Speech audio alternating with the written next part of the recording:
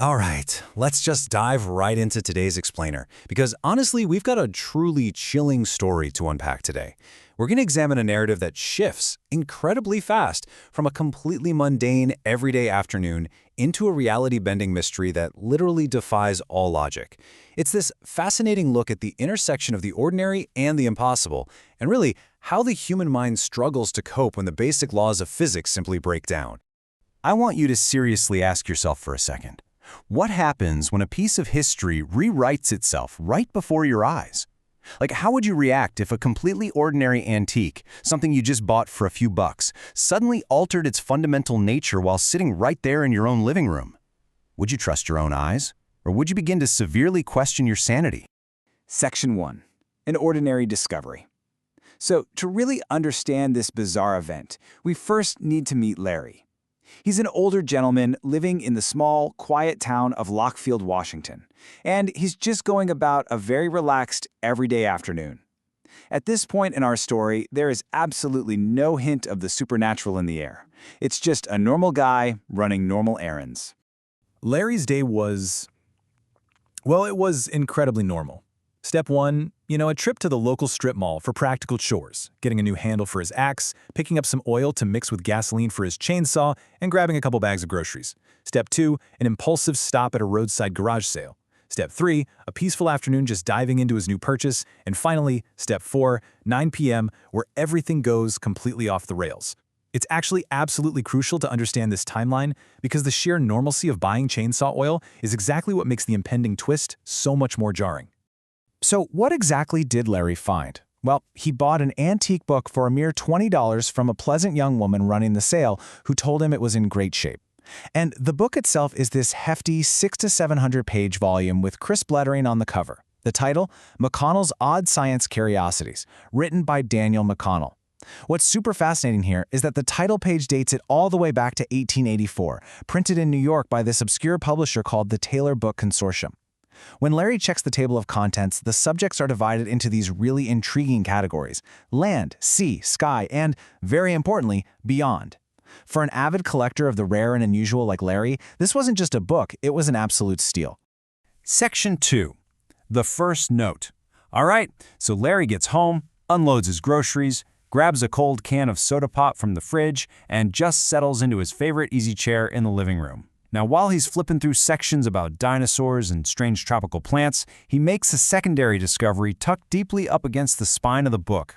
Now, finding old bookmarks or receipts in vintage books isn't exactly uncommon, but this piece of folded square paper was quite different. Unfolding the paper twice, Larry finds a handwritten message. It reads, "I hope you enjoy my book. It gave me years of pleasure and answered many questions for me over the years. I hope it will serve you well." And it's signed simply with the initials CR. What a charming vintage message, right? The paper is severely discolored with age, the ink is visibly faded, and yet the sentiment feels remarkably fresh to Larry. He even has a little laugh to himself, imagining for a brief, preposterous moment that the note had been sent directly to him. It gives him this warm, touching connection to someone from a past world. Feeling deeply satisfied, he tucks it safely back tightly into the spine of the book.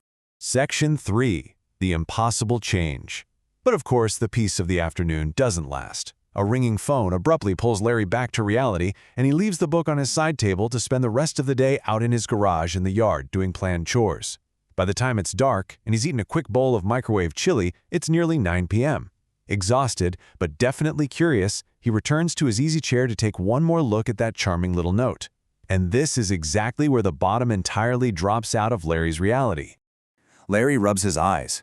He literally loses his mental focus for a few seconds. He looks down again at a reality his mind just flat out refuses to acknowledge. The faded ink, that quaint message from CR, it has entirely vanished, gone. In its place, the note now reads, "This book will answer the question you ask, but only when 4 hours have passed." A completely ordinary, physical piece of paper had just rewritten itself. Section 4. Panic and Rationalization. Now, Larry's immediate reaction isn't to just jump straight to the conclusion of magic or the supernatural.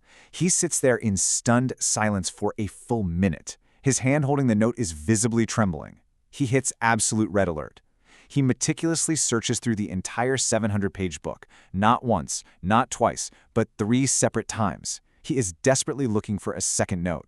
Because, in a rational, sane world, the only explanation is that there were 2 pieces of paper, right? But the book yields nothing. There is only 1 note. This is where the psychology of the moment gets really fascinating. His mind strains to find literally any plausible explanation. First, he thinks maybe it's a waking dream, even though he's never experienced one his entire life. Second, maybe it's a sudden stroke or severe medical emergency involving his brain function. Third, maybe an intruder broke into his house just to maliciously swap a piece of paper. Or fourth, maybe that young woman from the garage sale followed him all the way home to play some elaborate prank. It brilliantly illustrates our psychological self-defense, doesn't it?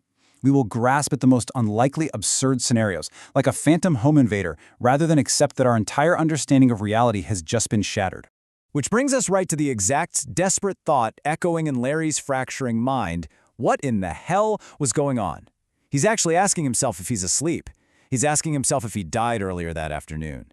The sheer terror of this story isn't about monsters jumping out of the shadows. It's the quiet, terrifying unraveling of logic in the absolute safety of a suburban living room. Put yourself in that chair for a second. How long would you sit in silence, trying to piece your sanity back together? Ultimately, Larry makes a choice, demonstrating the brain's ultimate defense mechanism: absolute, impenetrable denial. He decides to chalk the entire event up to an age-related hallucination. He convinces himself it's just a medical one-off that older people probably experience. His game plan? Stay calm, don't get overly excited, call his doctor in the morning, and just go to sleep. In an act of incredible psychological repression, he actually puts the impossible note back into the book, sets it on the table, walks into his bedroom, slides under the covers, and falls into a deep sleep in minutes. He simply shuts off his consciousness to protect his sanity. But, that leaves us with a final, lingering thought. The note gave him a very specific condition, a very specific timeline. Only when 4 hours have passed, Larry has gone to sleep, successfully ignoring the impossible. But time is still ticking. He read that new note shortly after 9 p.m. Our human instinct is to ignore the unexplainable, to hide under the covers and just hope reality resets itself by morning. But what happens at 1 a.m.? What awaits Larry when those 4 hours run out, and the book decides to answer whatever question is lingering deep in his subconscious mind? I'll leave you to think about that. Thanks for joining me on today's Explainer, and hey, keep your eyes open the next time you're browsing a garage sale.